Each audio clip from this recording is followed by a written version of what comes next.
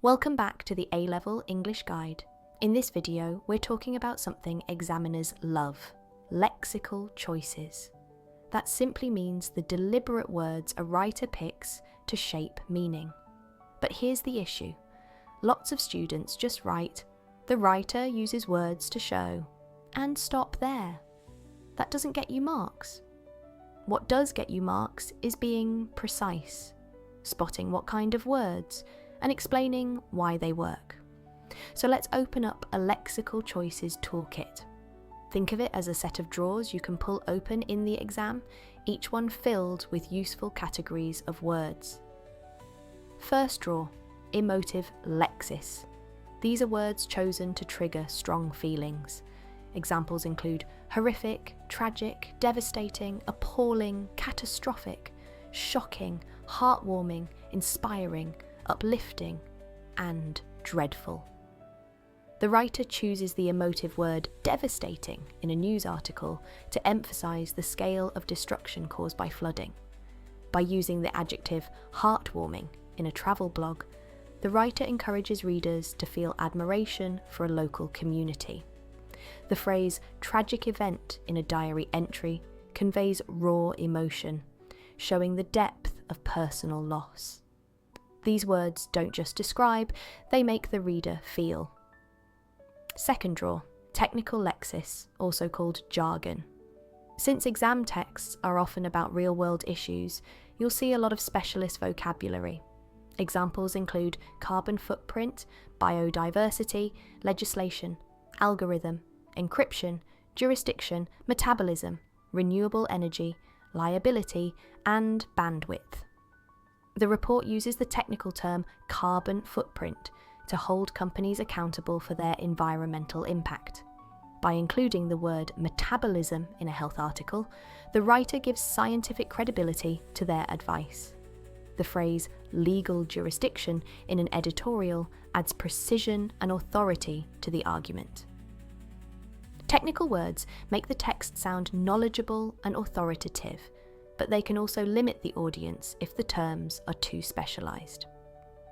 Third drawer, colloquial lexis. These are everyday or informal words, often used to create a casual conversational tone. Examples include kids, guys, mate, chill, hang out, grab, mess up, awesome, cool, and dude. The blog greets readers with "Hey guys," immediately creating an informal and friendly tone. By saying "mess up" in a magazine article, the writer makes the warning sound less intimidating and more relatable. The character's use of mate in dialogue signals informality and helps reveal social background. Colloquial words help the text sound authentic and approachable. Fourth drawer, abstract lexis. These are words about ideas and values rather than physical things. Examples include freedom, justice, truth, equality, loyalty, hope, beauty, morality, identity, and courage. The speaker uses the abstract noun justice in a political speech to appeal to shared values and principles. By including the word hope in a charity advert, the writer inspires optimism and motivates donations. The diary entry mentions identity to show the writer's self-reflection and inner conflict. Abstract lexis appeals to ideals and adds depth to a text. Fifth drawer, concrete lexis. These are words about physical, sensory things you can see, touch, taste, smell, or hear. Examples include stone, mud, rain, apple, perfume, thunder, candlelight, rust, sand, and blood. The travel article chooses sand to help readers visualise and almost feel the texture of the beach. By describing candlelight flickering in a Gothic story, the writer creates atmosphere and suspense. The food review mentions the sharp scent of apple to engage the reader's senses of taste and smell. Concrete lexis grounds writing in reality and makes it vivid. Sixth drawer, formal versus informal lexis.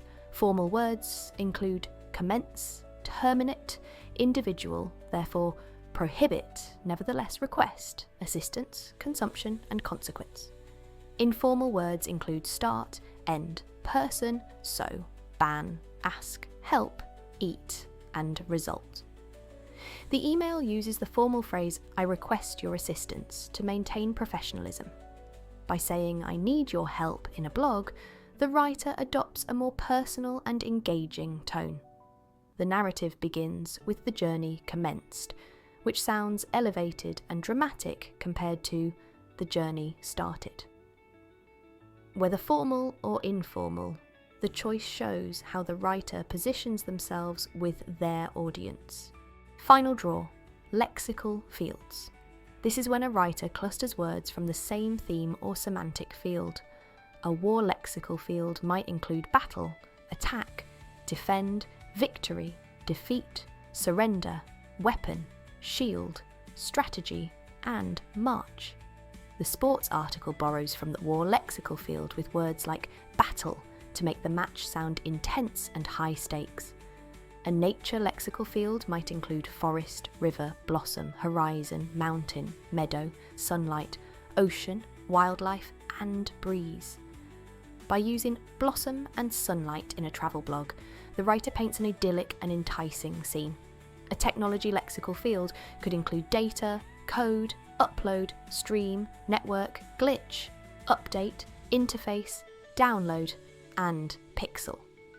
The advert for a new app includes stream and download to highlight speed and modern convenience.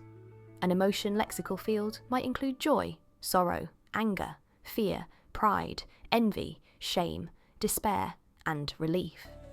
The diary entry repeats fear and despair to reveal intense personal emotions and vulnerability. So, how do you use this toolkit in the exam? Keep it simple. Point out the type of word, lift a short quote, just 1 or 2 words, and explain why it matters. For example, the writer uses emotive lexis like blight to make plastic pollution sound destructive and invasive, which builds urgency. That's a precise exam-ready point. Here are 3 common mistakes to avoid. Don't just label, saying, "This is an adjective, isn't analysis." Don't copy whole sentences as quotes. Focus on single words or short phrases. And don't stop at description. Always link the effect back to audience, purpose, or tone. So that's your lexical choices toolkit. Emotive words, technical words, colloquial words, abstract and concrete words, formal and informal words, and lexical fields. If you practice spotting and analysing these, your answers will jump from vague to sharp, and examiners will notice. In the next video, we'll put this toolkit to the test on a real past paper text. Stay tuned. If this was helpful, give it a like, subscribe, and let me know in the comments which technique you want me to cover next. See you there.